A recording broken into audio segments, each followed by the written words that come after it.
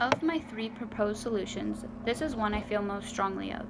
I find the difference of prevention rather than intervention to be key, where we should be attacking the issue before it actually becomes an issue. From the time a child is born, we should be teaching them of healthy habits and educating them on nutrition. If we can form these healthy habits in kids from the time they are young, these practices become natural and eliminate the issue of obesity later on down the road. Of course, this is not as simple and straightforward as it sounds, where such education to children requires the education of adults.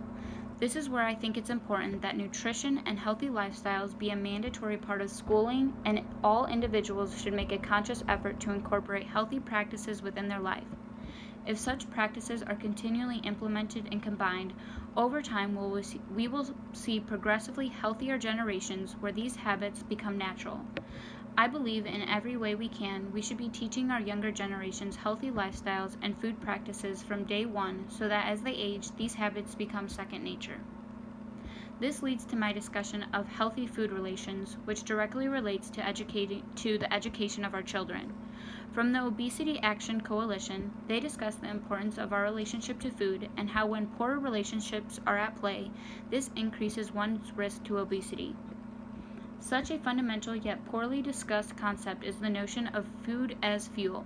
Far too often we see others or even ourselves using food as a reward system, distraction, or simply a hobby in general. This is not to say food cannot be enjoyable, but it's important people recognize food for what it really is: fuel.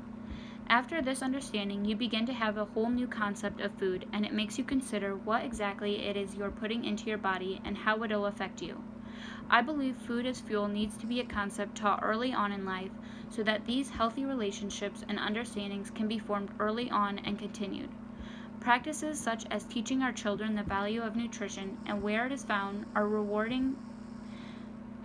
Practices such as teaching our children the value of nutrition and where it's found, or rewarding with stickers or books rather than food or customs, I feel should be more prevalent in all societies.